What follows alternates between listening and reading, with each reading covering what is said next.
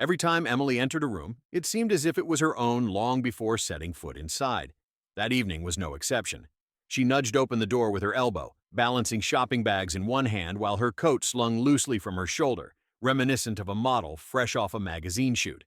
Her boots echoed sharply on the tiles with familiar strides, assertive, effortless, unreachable, characteristics I'd grown accustomed to over time.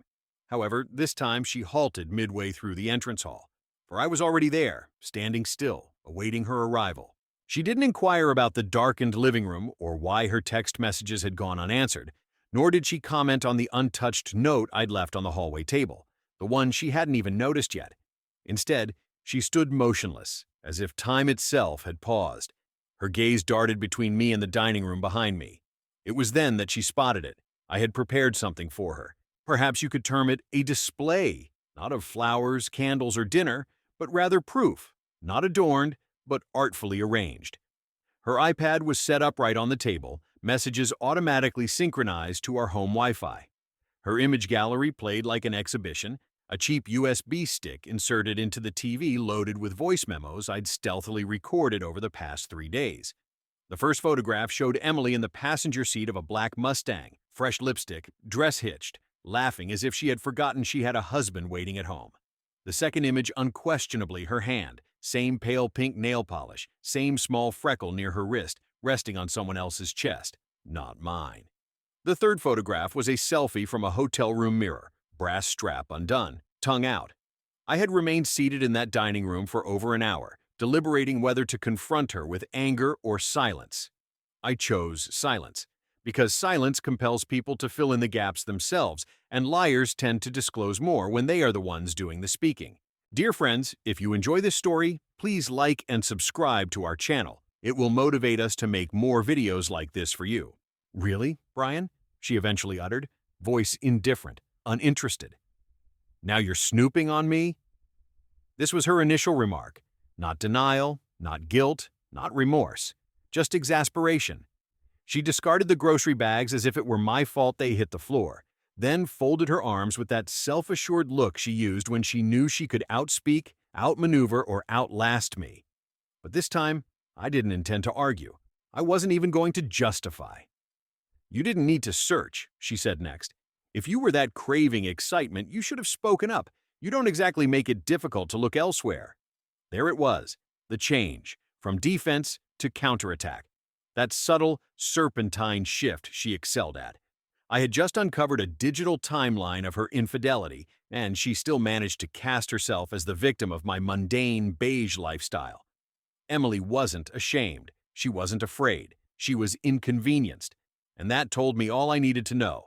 You expect a grand apology from me, yet you assume I'd weep and beg for forgiveness, she persisted, waving her hand dismissively towards the screen. You think I'll grovel at your feet? Brian, come on, I'm not the one who's been in denial for the past 6 months. I remained still. She paced around. You assumed I'd stay put, she stated, accompanied by a derisive snort, always so confident, as if I didn't have alternatives, as if I should be grateful for returning to leftovers and your silent criticisms every night. Her voice was laced with venom now, not affection, not regret. You chose this version of us, she retorted angrily. I've merely stopped feigning contentment. I looked at her then, truly observed, and discovered I didn't know the woman standing before me, not just due to what she had done, but because it was so effortless for her to rationalize it. And that was when I felt it. Not anger, not sorrow, a more subtle emotion, a weightier one, a kind of grief that did not wail, the type that merely settles. This wasn't an error, not a misjudgment, but a reflection of who she had evolved into, or perhaps who she had been all along. The turn now was mine. She continued talking, not because she had fresh insights, but due to discomfort in silence.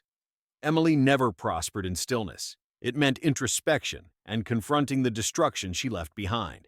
So she filled the room with noise. Do you think this turns you into a victim? She asked, now pacing by the fridge, arms crossed, blatantly overlooking the gravity of what had been unveiled. After all, Brian, it's been weeks since you touched me. You barely even look at me unless I'm about to leave. You didn't lose me tonight. You lost me months ago. I nearly laughed. For isn't that the game? To destroy someone's trust and then offer them the fragments as if they were the ones who dropped it. I remained silent, not immediately responding. I wanted her to continue, for she often inflicted her worst harm when she felt invulnerable. "What's your issue exactly?" she persisted, reaching for a water bottle in the fridge as if it were any ordinary Tuesday night. "You believe you're the virtuous one, the patient one, but you've given up. You've made me feel no more than an inanimate object." She took a drink, turned around, arched an eyebrow. "Nothing to retort now? Are you going to sulk? Throw a tantrum?" She chuckled. "Or perhaps this is the part where you deliver a grand speech, expecting tears from me?" Still no reaction. I remained still with my elbows on the table and hands folded, letting the weight of the evidence, the photos, the texts, the audio tape of her moaning another man's name in the back of his car, speak louder than any scream I could utter. She disliked this, the power shift. She had entered radiant, triumphant from her date. Now she was restless, attempting to reclaim control with feeble justifications and ego-driven outbursts. She snapped. "What? All right, you've prevailed. Kudos to you. You've found me out. Is that what you sought? A pat on the back? Now, are you content?" She tossed the water bottle into the sink, and it echoed like a gunshot. "You're so fixated on being correct, you didn't pause to inquire about the reasons I turned elsewhere, the reasons I yearned for someone who truly sees me, someone who doesn't make me feel insignificant day after day." Yet again, there it was. The inclination to portray oneself as a victim, to rationalize infidelity with self-pity, to reframe deceit as self-care. However, the reality? Emily didn't stray because she was forlorn. She strayed because she could, because someone paid her attention and she craved it like a famished entity, because she desired adoration, even if it meant destroying what we had constructed just to bask in the light of a spark. And as she stood there, hands on hips, eyes sharp, mouth slightly agape as if preparing for another round, I eventually leaned back in my chair and posed a question. Was it worth it? This query silenced her. She wasn't ignorant of the answer, but deep within her self-constructed realm of illusion and pride, Emily acknowledged it was futile. She sneered, raising her eyes in a manner suggesting my query stung more than the revelation of her hidden life in the dining room. Was it worth it? She mocked mockingly. Oh, so melodramatic. And there it emerged, her raw contempt. No longer pretending or attempting to soften it, no insincere tears, no feigned remorse. Just a woman who believed herself as the lead in a tale where she was owed more. Any collateral damage was merely scenery. I rose slowly. Emily twitched slightly, taking a half-step back, as if her body recalled something her ego had forgotten. There were consequences to all this. Yet I did not approach her. Instead, I strode toward the television and played one of Jason's voice clips. His voice, crystal clear. "Your husband has no idea, right, Emily? Laugh it off, please." He's so predictable I could sneak in wearing heels and he would think I was cleaning. I halted it there, gazing at her. She didn't even flinch. "You're taking this out of context," she stated flatly. "Out of context?" I questioned, my voice ending its silent flow. "Out of context, Emily? What situation makes that acceptable?" She avoided eye contact. For a moment I thought she might crumble, reveal a hint of remorse. Instead, she strode towards the kitchen, grumbling softly as if I was the one who had let her down. "I'm not dealing with you like this," she said, opening a drawer, rummaging through as if seeking a utensil. "You're not some wronged St. Brian. You're just a man who realized too late. Inside me something fractured, not a loud, shattering kind of break, but the final snap of an overused string. That string, the last delicate bond that kept me believing there was still an Emily Worth holding on, finally gave way. "How long have you been seeing him?" I inquired. She slowly turned, her demeanor once more unyielding. 3 months, she replied. However, that was a falsehood. I could see it in the messages dating back to almost 8 months prior. Voice notes, emails, even a hotel reservation confirmation from a random Tuesday in February claiming a training seminar in Denver. I chose not to correct her. Instead, I sought to hear more. Before that, I probed, her brows arched questioningly. Before Jason? Before this? Was there someone else? A pause ensued. For the first time that evening, she hesitated. Her lips slightly parted, a telltale sign of deliberation between continuing the deception or simply ceasing it altogether. "No," she said. "Another falsehood." I acknowledged her response not because I believed her, but rather because I no longer cared. I walked past her, composed and intentional, picked up her purse, and placed it on the table. "Go stay with him tonight," I instructed, which extinguished the room's tension. She stared at me as if I had struck her. "Pardon me, you heard me. You aren't leaving." I merely grinned, as it was an automatic response then. "You no longer reside here, Emily." The facade shattered. For the first time since she entered that door with a glow from your date, she seemed disconcerted. She tried to speak, paused, advanced, then halted again. I could discern the mental calculations churning behind her eyes, the understanding that I wasn't merely enraged. I was done. "Are you serious?" "Dead." She rapidly blinked, lifting her chin as if attempting to regain control. She attempted one last tactic, but she had none left this time. However, this time she had no more cards to play. She slowly gathered her purse, turned towards the exit, and just before stepping out, she said it. The final blow, the one she thought would hurt the most. "You'll come to regret this." I almost thanked her for it, as in that moment I recognized the only thing I regretted was not seeing you clearly sooner. The door clicked softly and definitively behind her. The termination wasn't stormy. It was quiet and conclusive, akin to a book being abruptly shut in mid-sentence. I remained motionless for an extended period following her departure. The house, which had been somewhat subdued lately, now seemed devoid of breath, as if the walls themselves were holding theirs. Her jacket lingered on the chair, her mug remained on the counter. The air retained her scent, the vanilla perfume she excessively applied before stepping out. Yet, it already felt like she no longer inhabited this space. I resumed my seat, took a lukewarm sip of the wine, and gazed at the iPad still lying untouched on the table. A part of me contemplated hurling it against the wall, while another compulsively scrolled through its screen. Perhaps I yearned to grasp the extent of the destruction, or maybe to remind myself not to question this decision, for that's the nature of betrayal. She manipulates you, causing doubts about your own recollection, making you ponder if perhaps you became dull, stopped striving, or were at fault. However, no, that wasn't the case. The deeper I delved, the more evident it became that this was meticulously planned. She had been deceiving for months, not just about Jason, but about everything. The girls' evenings always included him, the late work dinners, the yoga getaways, the drained phone batteries, layer upon layer of lies, each one delivered with a casual eye roll of a woman who had grown accustomed to escaping detection.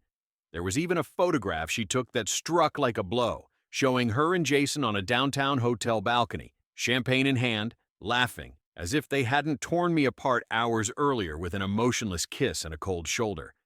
I couldn't tear my eyes away. It was a gradual car crash, and I was the one pinned to the driver's seat, forced to witness it slowly unfold. Eventually, I found myself outside, barefooted on the back porch, holding the iPad. The sky was completely dark, a silence only 2:17 a.m. could provide. For what seemed an hour, I stood there, hearing the wind and distant traffic hum until the screen faded out by itself. Dead battery, just like everything else. That's when my phone buzzed. "Emily, I'm leaving Jason. I'm at a hotel. I need some space too." "Two?" The word hurt like a splinter. I didn't respond. A minute later, "Emily, are you really going to walk away from us like this?" As if I'd shattered the relationship. As if I was the one who had been unfaithful and sent photos from hotel bathrooms with my wedding ring concealed in my bag. I switched off my phone. No response. Not because I lacked words, but because I owed her nothing more. That night, I slept in the guest room not due to comfort, but because our bedroom still bore her scent. I couldn't confront her wardrobe with dresses neatly arranged, as if they hadn't been worn to deceive me moments ago. Averted my gaze from the nightstand drawer, where a partially empty perfume bottle and a photo of us from 5 years back, possibly the last time she genuinely loved me, lay side by side. Was it all a fabrication? The entire relationship? I spent sleepless nights gazing at the ceiling. Then I came to a conclusion. This wasn't the midpoint of an ending. No, this was the end itself. What once pained me to mend things is now absent. This morning the house was silent in a new way. It was no longer oppressive or stifling. It felt purified, sanitized, as if something had been extracted. I rose early, out of habit mostly, brewed coffee for one, and stood by the kitchen window watching the neighborhood awaken. Cars exited driveways, sprinklers activated on neighboring lawns, kids in backpacks dashed towards the corner bus stop. Life persisted in its forward motion, and I remained unresponsive to Emily's messages. The one at 3:14 a.m., a simple, "I didn't mean to hurt you," went unanswered. The one at 6:37 a.m., asking, "Can we talk tonight?" also met silence. Just words, nothing more. The voicemail she left at 7:12 held her softer, more theatrical voice, as if she'd realized how close she was to losing any hold she believed she still had on me. I didn't delete them, nor did I listen to the entire message. I merely let them remain. By 9 a.m., I began gathering her belongings. Not in anger, not violently, but systematically. Her bathroom drawer was emptied. The extra charger she kept in the living room was unplugged, neatly coiled. Her shoes from our first date, placed carefully in a box with the other heels. I moved deliberately, cautiously, as if preparing for the funeral of someone who was already deceased. At midday, the doorbell rang. I hesitated. I knew it was her. Initially, I anticipated her to stride in with an air of ownership, offering a partially sincere apology and a desperate last plea veiled in another deception. However, upon opening the door, she remained silent, appearing fatigued. Her hair was pulled back, lacking lipstick, wearing the same coat she left in, clutching a paper coffee cup. Not for me, but herself. She entered as if uninformed of her prohibition. Her gaze swept across the living room before settling on the boxes I'd arranged against the wall. "Oh," she murmured. "That was all." No surprised gasp, no shocked expression, only a quiet acceptance of an outcome she never imagined. I didn't invite her to sit. She repeated for the second time within 12 hours that she would no longer stay with him. I remained silent. She continued, taking steps towards me, stating that she sought something different, something thrilling, something that would reignite her. She paused, waiting for my response. I didn't oblige. For a moment, she confessed, her voice fading. It seemed to work. It felt good. I felt understood. Audacity, indeed. "But then I saw your expression," she murmured. Then I realized. I shattered something beyond repair. At last. Honesty. Too late. She placed the coffee cup on the table and looked at me with those eyes that once disarmed me, back when I thought they only gazed at me like that. "I'm sorry," she said, and this time I believe she was sincere. But the problem with an apology is when it arrives so late, it's merely a confession, not a solution. I nodded once. That was all I could offer.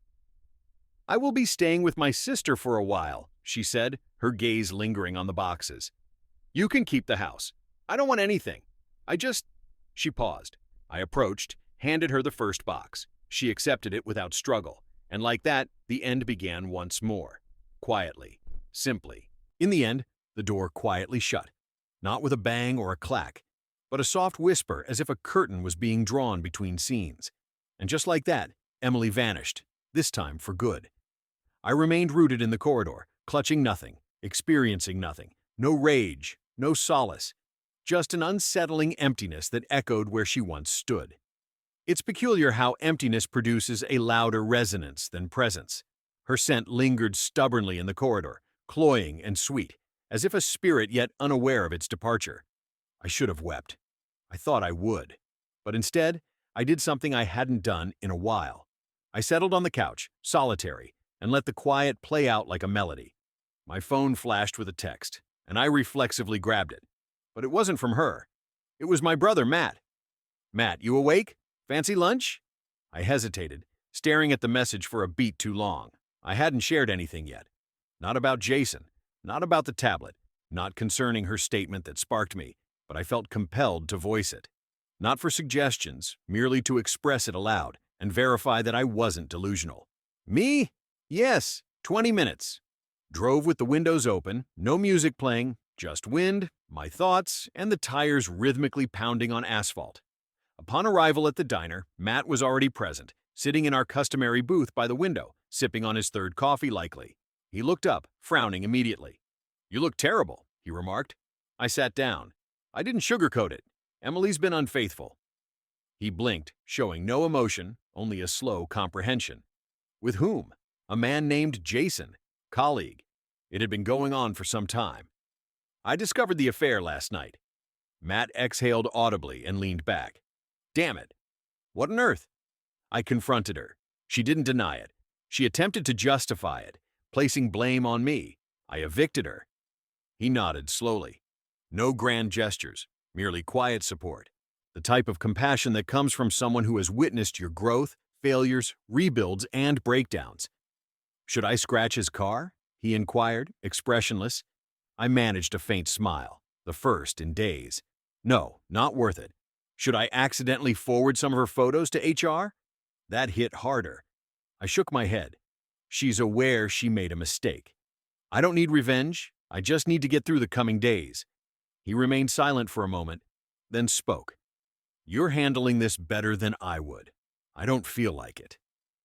We sat in silence, as we used to when we were children, without words, just shared understanding. Then he said something unexpected. I never cared for her. She always regarded you as a safety net, not a partner. I made no response, for his statement rang true. Back at home, the house felt altered, not improved, not worsened, just mine once more. I relocated her boxes to the garage, discarded the wine glass she left behind, changed the bedsheets. I removed the framed photos, not out of malice, but to forget that past version of us. That evening, I settled on the couch and revisited old home videos. Holidays, birthdays, her laughter from a Californian beach, wind in her hair, sunscreen on her nose. I paused it, gazed at the screen, and murmured, "Who were you?"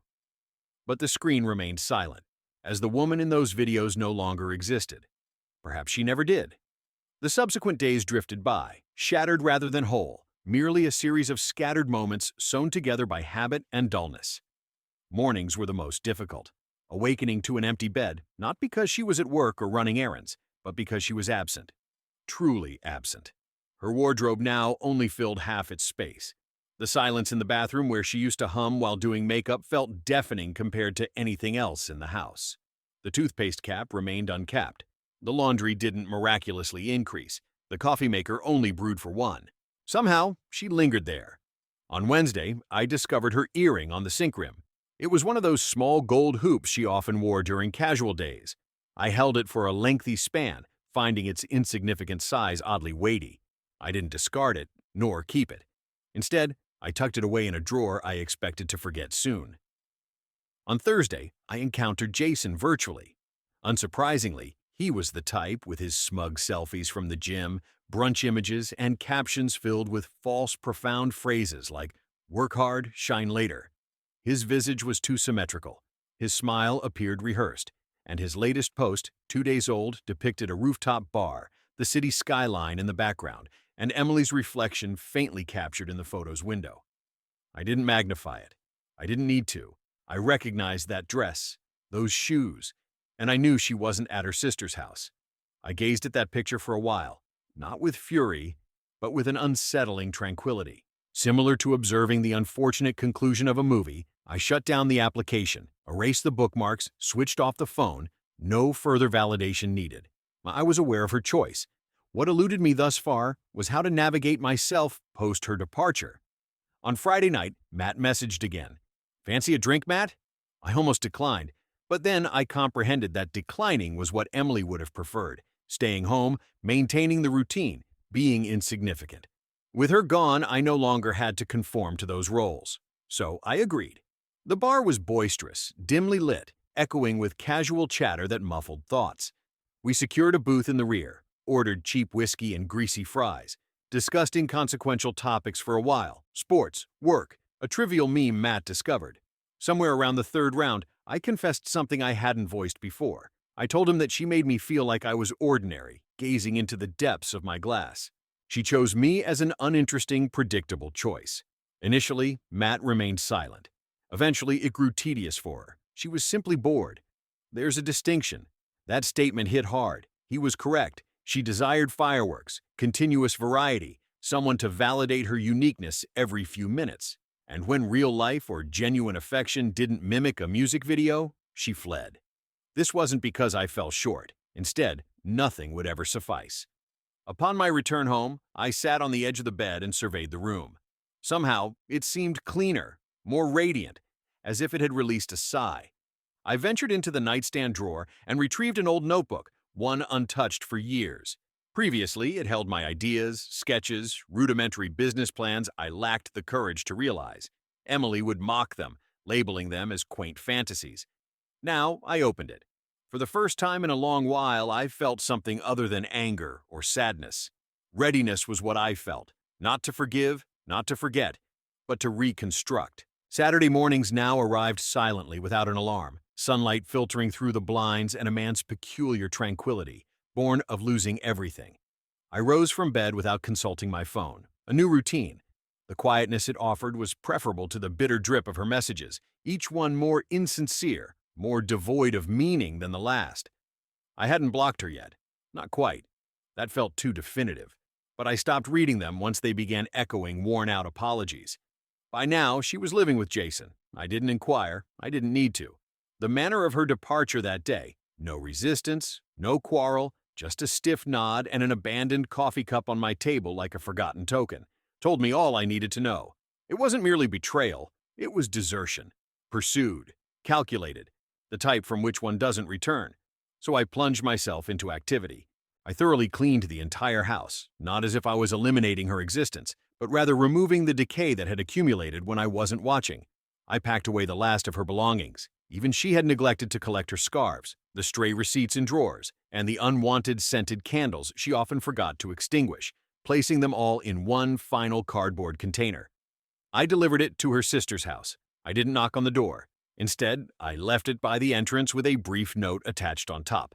I hope you find what you truly seek. Leaving, I didn't feel triumphant. I didn't feel vindictive. I just felt complete. Later that day, I reopened my notebook. This time, I didn't merely skim through it. I began writing.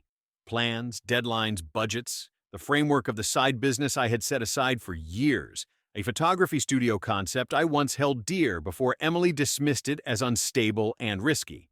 Isn't it ironic? Terrorized by instability within my dreams and unafraid to sow chaos in secret, I nevertheless thrived, filling 5 pages in a single evening, an accomplishment unmatched in years. This wasn't due to lack of time prior, but rather the exhausting energy expended on navigating her moods, eluding her criticisms, and yearning for affection as if it were a rare reward. Yet now I was free from such constraints. At 8 p.m., an anonymous message arrived. Its sender was no mystery to me. Emily, he isn't the man I believed him to be. In 10 succinct words, she delivered her revelation like a delicate but potent explosive device, not expressing longing or admitting error, merely dropping a soft bomb in my lap, hoping I'd hasten to disarm it. I studied the message for some time before. Without responding, I blocked the number. No retaliation, no grand speech, simply relief. And upon that action, the room seemed to lighten, as if I had shed an unnoticed burden I carried daily. Barefooted, I stepped into the balmy summer night, feeling the quiet of the street envelop me. A couple of porch lamps illuminated. A neighbor's dog barked faintly. For the first time in months, I inhaled deeply without the sensation of suffocation. I was still solitary, but for the first time, it didn't feel isolating. Sunday arrived with no anticipation. The air was devoid of tension, without the worry of her return, or the speculation over where she was or who she was with. There was only tranquility. It was peculiar how this once felt like a void. Now it felt like liberation. I awoke, prepared coffee, and stood in the yard barefoot, observing the wind sway through the trees. A week had passed since she departed. 7 days. However, within that brief span, everything seemed to shatter. Not merely my marriage, but my understanding of what love was expected to resemble. I used to believe loyalty entailed endurance, perseverance, surviving the tough patches and trusting the other would do the same. That's what I offered her. Each time she distanced herself, each roll of her eyes towards me, each dismissal, lie, and more lies, I remained. I convinced myself this was part of the agreement. However, I was dealing with a woman who viewed commitment as a restraint, not a pledge. She sought not a companion, but a reflection, someone to mirror her preferred self-image. Once I ceased to fulfill that role, she found another who would. That was Jason. I hadn't heard from her since I blocked her number. Yet I knew what was impending.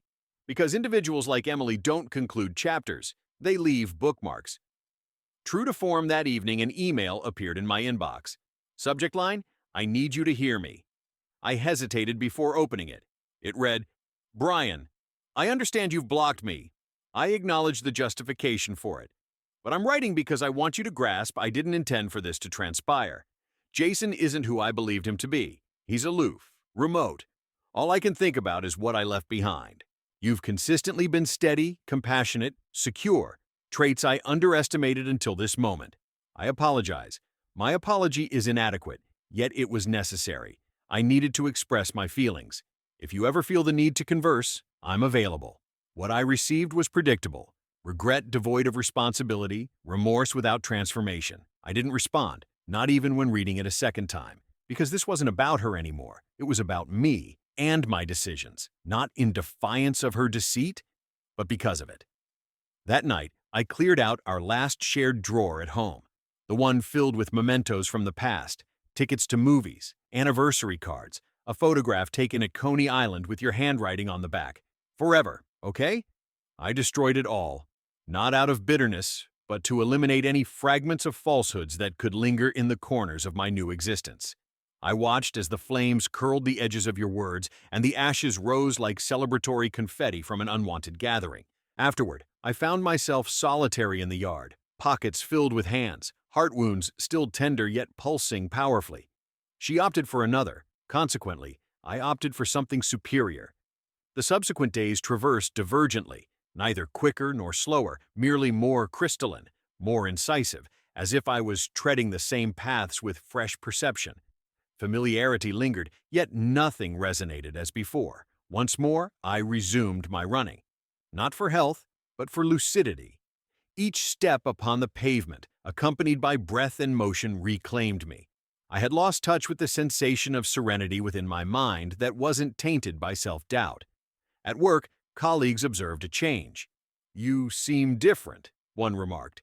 "Brighter," I merely acknowledged with a nod. They didn't require the narrative.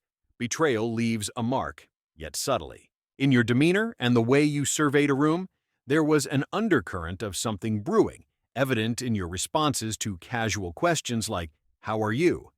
However, what lay beneath that was a growing determination. Over the weekend, I finalized the draft for my business proposal and sent it to an old contact who had previously expressed interest in investing when I had postponed the idea due to timing concerns, which Emily had dismissed as one of your experiments at an inopportune moment. With her out of the picture now, the timing seemed right. On Monday evening, I received a reply. Subject: let's discuss. This has real potential. I found myself gazing intently at the screen for a prolonged period, smiling. It wasn't because it guaranteed immediate success, but because it validated something I hadn't dared to hope for in a long while, that I still had the capacity to achieve more. That same night, I received another email from Emily. This one was brief and direct. "I comprehend now that you are finished with this. I will not bother you again. I wish you tranquility, even if I don't deserve it." I accepted her apology this time, and surprisingly, that email didn't provoke anger. Instead, it filled me with gratitude. Not for her, but for the clarity it brought, as now everything was still. Not void, not anesthetized, just still. And in that silence, I could truly perceive my life, not as it was or could have been if she'd chosen differently, but as it is now that she's absent. I switched off the computer, settled in the living room, and for the first time in months, I smiled without recalling why I used to ache. The things once overlooked now seemed significant, like whispers of something deeper. The sunlight falling on the kitchen counter where she'd place her purse, the slight creak in the hallway at 11 p.m. that seemed to yearn for her heels. But there was no longer any echo, only stillness, and the stillness no longer caused pain. A week went by, then another. No communications, no emails. Only empty space surrounded me, yet I reconstructed myself anew, avoiding the attempt to resurrect my old self, but instead fashioning a completely different entity. I re-established contact with former acquaintances, individuals long absent from my life due to Emily's various excuses, too weary, too occupied, or simply disinterested. Now they returned like pieces of a hidden puzzle, rediscovering lost connections. Friday dinners with Alex and Rachel, hikes with cousin Nate on Sundays, even registering for a downtown photography course. It felt gratifying, not momentarily comforting, but as an affirmation of life beyond mere survival. One night, while sifting through old college memorabilia, I stumbled upon a letter I'd penned to myself at 25. I hope you're engaged in something thrilling. I hope you're taking risks. I hope the one by your side brings real laughter. I went over it thrice, then once more, and chuckled. It wasn't a laugh of resentment, but one of realization that she had subtly, gradually guided me away from every vow I'd made to myself. But that was over. She had extracted enough from me. She took my time, trust, and grip on reality. However, I wouldn't let her claim my future. It belonged to me once more. That weekend, I submitted the necessary documents to legally terminate the marriage. No ceremony, no grand farewell, just a pile of signed papers handed to a clerk at the courthouse without a glance. It didn't hurt as much as expected, because this wasn't an act of submission, it was a proclamation of liberation. As I exited the courthouse, I paused for a moment in the sunlight, observing passers-by, thinking about how many of them might be harboring their own silent goodbyes. I contemplated her final words to me face to face. "I'll regret this," I stood, amidst an uncaring city, my lips curving upward in a self-satisfied smile. 3 months had passed, and I found no remorse within me, not even a flicker. The house no longer felt haunted. Her scent was dissipated, replaced by fresh paint. Her echoes were silenced. Even the intrusive memories that once haunted my dreams at night started to recede into oblivion, like an unwanted painting in an unused hallway. I swapped out the couch, repainted the bedroom walls, discarded her carefully selected wine glasses, and replaced them with mismatched thrift store finds, each unique and defiantly unmatched. It seemed appropriate. My business idea was no longer a figment of my imagination. I'd signed a lease for a small studio last week. My connections proved valuable, and we were set to officially debut in the fall. The logo was finalized, the machinery ordered, and bookings had begun to trickle in. When asked what motivated me to finally act, I provided the same response each time. Destruction paved the way for construction. No longer harboring fear, there are nights when I reflect upon her, neither with yearning nor bitterness. It's more like recalling a beloved movie I no longer feel the urge to rewatch, not because it was flawed, but because I already know its conclusion. After our last email, she never reached out again, true to her promise. As for me, I didn't seek contact. Word filtered through Matt from mutual acquaintances that things didn't work with Jason for her. He moved on, while she remained, attempting to reconstruct what was left. I chose not to inquire about specifics because whatever transpires in her life now is no longer my burden. I ceased trying to reshape the past, stopped pondering when exactly the woman I wedded began transforming into someone else. Perhaps she never truly changed. Perhaps I just stopped making excuses enough to finally perceive her. Yet, here's what I discovered. Loving someone doesn't compel you to continue bearing their pain. Staying loyal to an unfaithful partner isn't virtuous. It's self-destruction disguised as devotion. I once believed that leaving meant weakness, that relinquishing was equivalent to losing. However, I was mistaken. Departure wasn't a failure. It was my first genuine choice in years. If you're reading this and have experienced the bitter sting of betrayal, the nauseating whirl of realizing the life you constructed was being derided in secret, listen. You aren't crazy, boring, or to blame for their infidelity. They chose to cheat because they could, using your trust as a provocation. There's no need to forgive them tonight, nor to harbor hate. Instead, focus on constructing something anew, brick by brick, even if your hands tremble. For one day, you'll rise in a tranquil house, breathe fresh air, find a full cup of coffee waiting, and gaze upon your reflection in the mirror.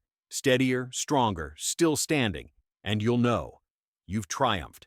They forfeited a valuable asset. As for you, you've managed to discover your identity once more. Finito.